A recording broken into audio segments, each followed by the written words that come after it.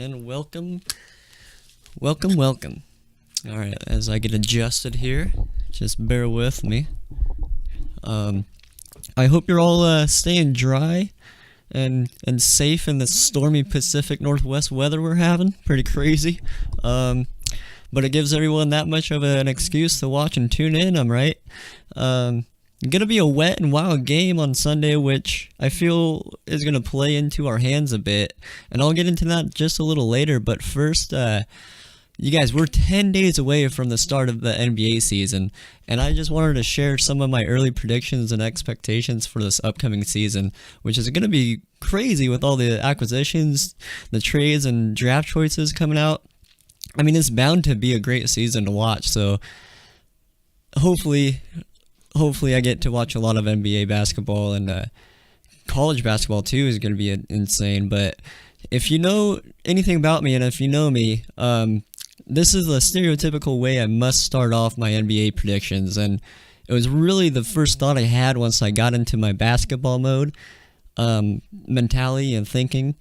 So this should come as no shock to anybody that knows me, and I'll just get right into it. LeBron, aka the best player in the world, is gonna reclaim the MVP.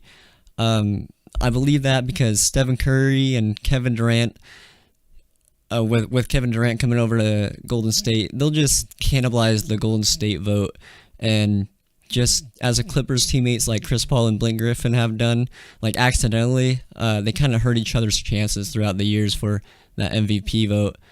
Going down to Oklahoma City and Houston, they may not win enough games for like Russell Westbrook and James Harden to get a serious vote, to really snag the trophy. There's very little history of like MVPs coming from teams that, finish outside the top 2 or 3 in their division, in their conference really. So with that being said, that can also hurt like Paul George, Kyle Lowry, Damian Lillard, Anthony Davis, just a couple other sleepers that you might throw at me. I'll rebuttal and say they're not top 2 teams. So LeBron's going to reclaim his last MVP, his 5th MVP, as he turns 32 during the early part of the season. I believe his birthday's in like late December or something, but this is really his last push that he's gonna go for the MVP, because I truly think he cares about the MVP, and with 5 on his record, that'll just solidify him as the best player in the world, with his era, and gives him the recognition he deserves. There's no question that he's the best. Secondly, the Clippers, I believe they're on the come up, and they're going to be the number 2 seed in the West. Chris Paul finally gets past the second round, and Chris Paul is a true point guard who is extremely overshadowed because of his lack of success in the postseason. As some of you already know, not getting past the second round in his 11th season. I think this is his 11th season coming up, but he hasn't gotten past the second round. And that's really put a hindrance on his MVP kind of candidacy, and overshadows his true greatness as the point guard in LA. And when he was in New Orleans, they were the Hornets, but now they're the Pelicans. Also, as some may have noted from my previous statement, of Clippers getting the number 2 seed, I see the San Antonio Spurs kind of taking a little step back because of their age, their absence of recently retired Tim Duncan, and the lack of draft picks, honestly, that they really didn't get. They didn't really do well in the draft, I think, and I only say that because they didn't pick up anybody to fill in the pick and roll duties and soak up some of those pick and roll duties that Tim Duncan and LaMarcus Aldridge is going to bear now. But with that being said, they did get DeJounte Murray from UW, so that's pretty badass. He was a stud at UW. but in true like Popovich fashion, it's hard for me to see him getting like any enough minutes to make an impact as a rookie. I still think definitely they'll make the playoffs, but this time as like a 4th or 5th seed behind Portland. So hopefully Portland is on the come up. I think Damian Lillard's really coming into his prime age the next 3-4 seasons. That team's really got cohesive strategies with Terry Stotts and whatnot. But now on to my fourth. Anyways, whatever. Now on to Minnesota. They have a plethora of young talent, awesome talent, but and with Tom Thibodeau, they just hired as their new coach. That's just the kind of coach they needed to solidify that young talent, to bring them together. So really tip of the hat to Scott Linden, their GM, and Chris Wright, their president, for molding that group together. They haven't been to the playoffs since Kevin Garnett's MVP year, which was way back in 2004, if you recall. But this is the year that they break through, and I believe that they're going to bounce the Mavericks out of the playoff run or playoff hunt and kind of sneak in as an 8th or 7th seed. That's what I'm anticipating. And they might get bounced early, but they're going to show their true championship potential, and they're going to compete for a Western Conference championship or even a finals championship in the next 2 to 3 years. I truly believe that because they're so young and they're so talented, and they're going to show their cohesiveness with Chris Dunn at point guard now. They got Karl Anthony Towns, Zach LaVine, Andrew Wiggins. So they're a team to watch on the rise. And finally, for my Eastern Conference matchup, I think it's going to be a rematch between Toronto and Cleveland. Toronto gave up Bismarck Biyombo. I don't really know how to pronounce his name, but I believe they let him go. But with Solinger and Valanciunas, they'll be fine, I believe, in the inside. They didn't really give up any size. They're big guys, 6'10", 6'11", 7-footers. I believe Valanciunas is 7 foot. But yeah, they'll be fine with teams facing like teams like Atlanta with what's his face? God dang it, I don't really like him, but they just got him.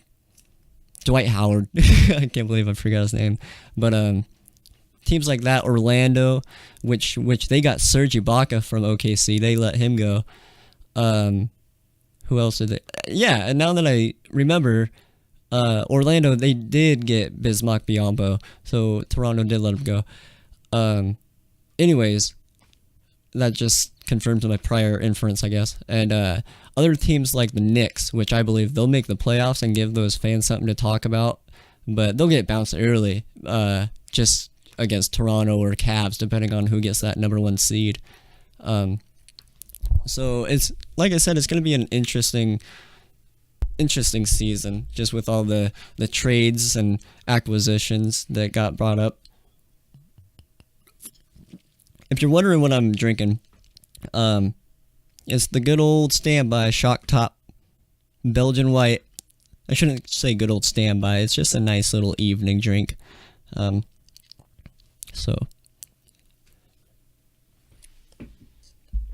Whew.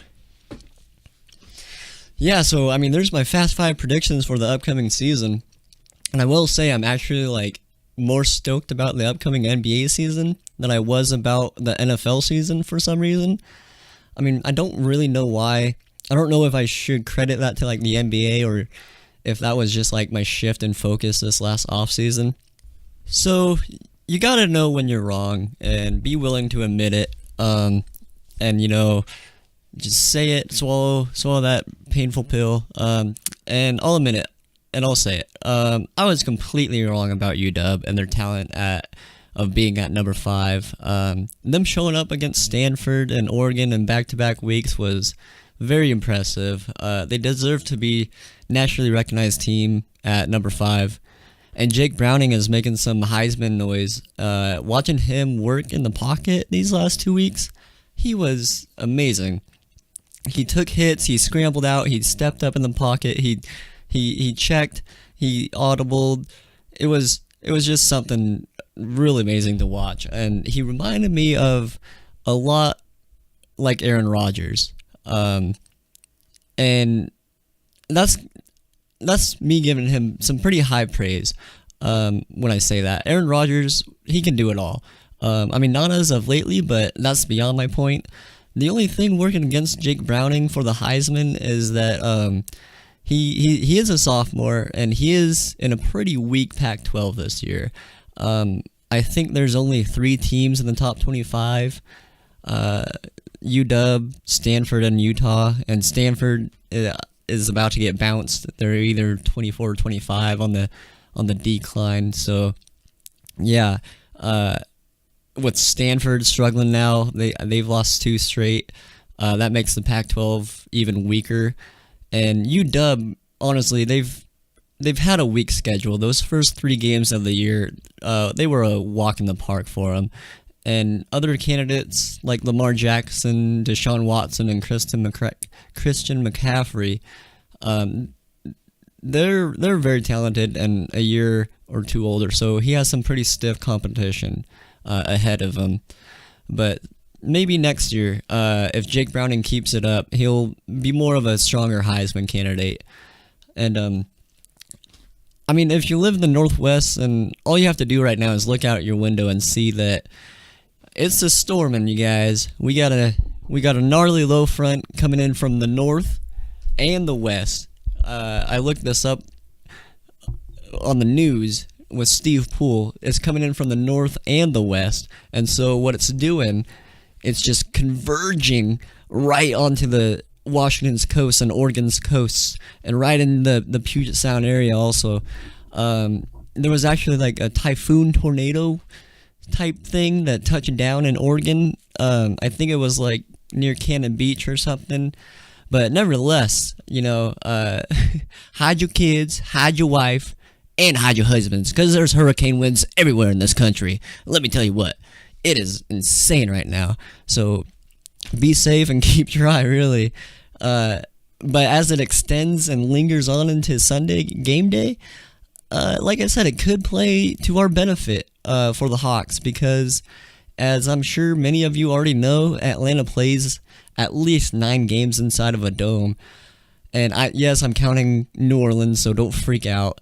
Although Dan Quinn might be used to it, they're young players like Devontae Freeman, Desmond Trufant trying to cover a great route runner like Doug Baldwin, safety Camille Ishmael. He played in Florida, I think, so he might have some experience in some extreme weather, extreme rain. But like Vic Beasley coming off the edge, that's definitely going to affect him, and he's definitely not used to this types of conditions. Who else we got on that roster that's pretty young? Devin Fuller, wide receiver coming out from UCLA. He's the weather in LA, he's not going to be used to it. So, those are just a couple key guys that I kind of focus on their team that I think the weather's really going to have an emphasis on the way they play.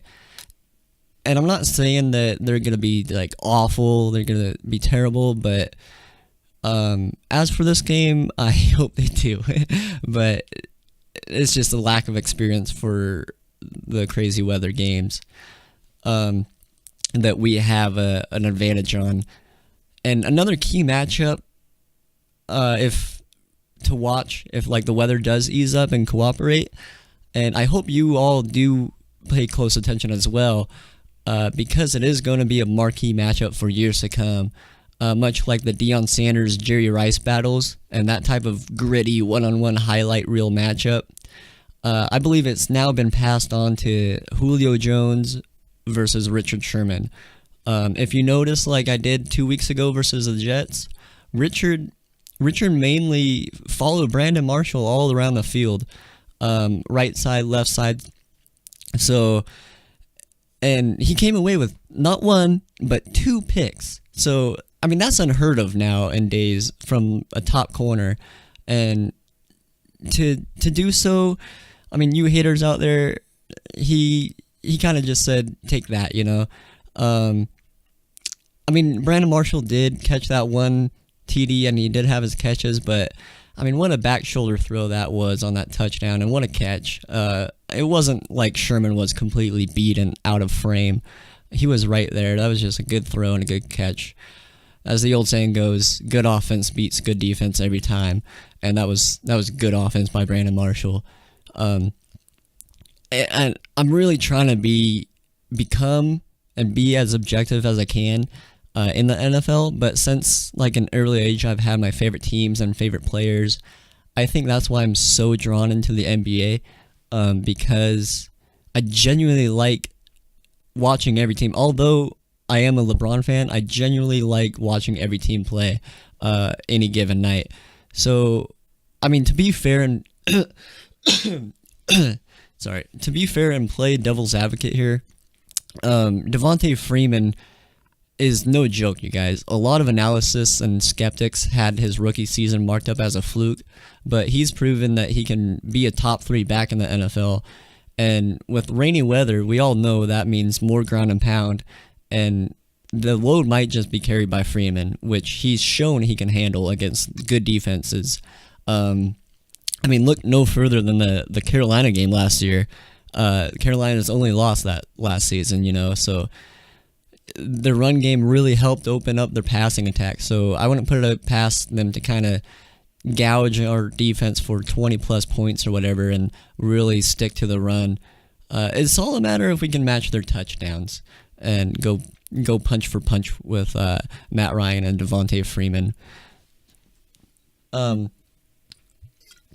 also, like I pointed to earlier, with the Julio Jones and Richard Sherman matchup, they're both 6'3".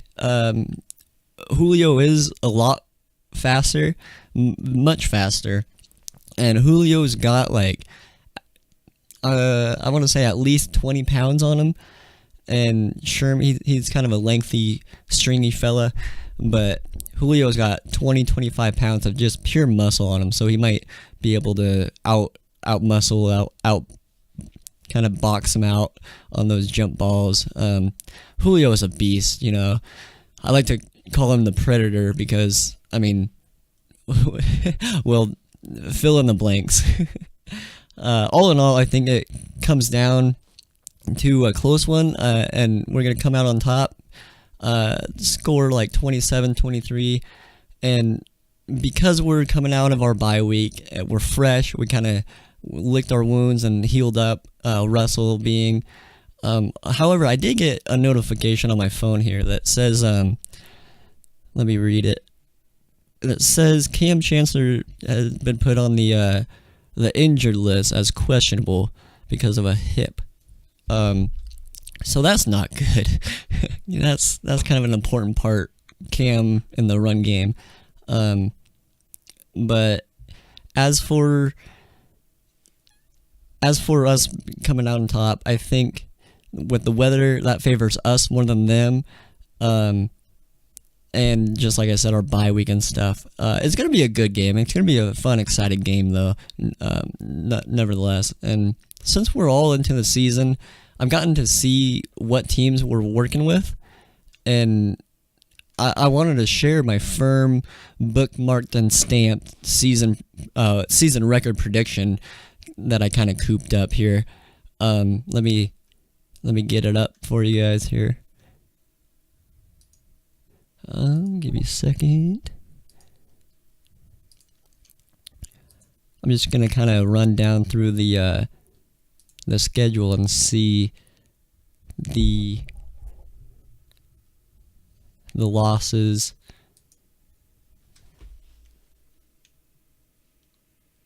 If I can find it. There we go. Okay. So, I mean, we all know we lost against the Rams already. I have us going 13-3, but we could go 12-4 with reasons I'll get to later. But we won against Niners, won against Jets. I believe we're going to win against Falcons. We're at the Cardinals in, I'll just say next week, and I think we're going to lose that game. It's kind of a must-win for the Cardinals if they want to keep alive in the division, so they're going to come out tough, and it's at the Cardinals, so I think we're going to lose. And then going on to the Saints, that's kind of a walk in the park. Bills, you all know how I feel about the Bills. I hate the Bills. I hate Rex Ryan. Tyrod Taylor's not the real deal. So we're going to breeze past the Bills, and it's at home. And then we go to the New England and play Patriots.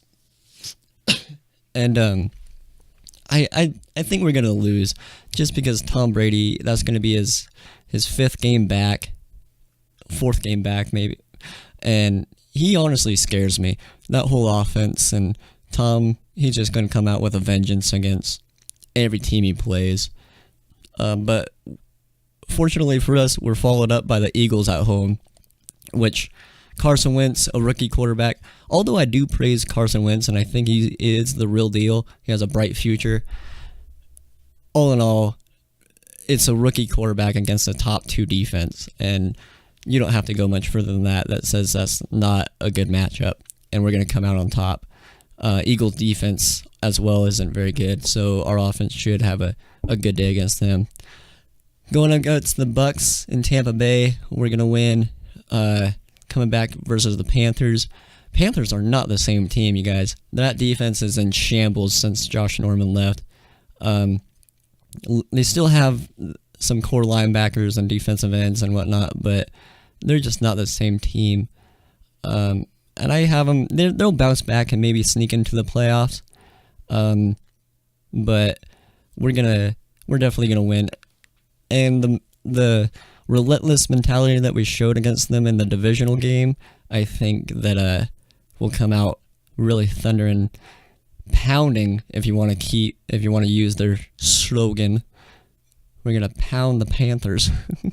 And against Packers, the Packers are really a miss this year. They've kind of been steadily on the decline throughout the years, these last 2, but somehow they've held on just because Aaron Rodgers is a stud. And then versus the Rams, this time it's at home. We're going to come out swinging because we're definitely not going to get swept 2 years in a row by the freaking Rams. Screw the Rams. I hate the Rams. The Rams are the bullies, man. All they do is kick you in the nuts and hurt you. They don't care about any other games but the division games.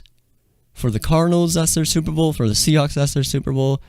The Rams are booty. They suck. Ugh.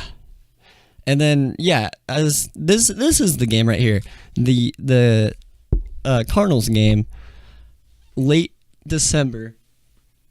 Sorry, I dropped my phone. Late December. I think we'll win regardless, but if it is for like divisional implications, if the Cardinals do make a mid-season run, and it is for like the number 1 spot in the division, fortunately it's at home, so I think we'll win. But if I'm right and we're like 13-3 at this point, obviously like 12 games, I think we'll kind of just be lax and they might win if Cardinals don't have a chance. If they're 2 games back, 3 games back, we might let them have that one. And then we finish up the beginning of January against the Niners, and I don't have to say much more about the Niners. We're going to crumble them. So I believe all in all we're going to go 13-3, maybe 12-4, depending on that last Cardinals game. So I have my right to reserve that, if you will. And hopefully you guys see the same things I do, and you keep believing that we're going to get that number 1 seed, get that first round bye, and the road to the Super Bowl comes through the Northwest, and we all know how that goes. I believe we are not gonna get beat at home through the playoffs. 2 games and we're in the Super Bowl. 2 games at home and we're in the Super Bowl. There's nothing that gets past us there. So, I mean, all in all, that's kind of been it. That's been it for this episode. I wanted to kind of keep it short and sweet, just in case if I lose power or whatnot, or if you guys lose power. So, enjoy your weekend, have fun, go Hawks, and tune in next week. Be sure to hit that subscribe button and that like button, and I'll see you next week. All right, goodbye.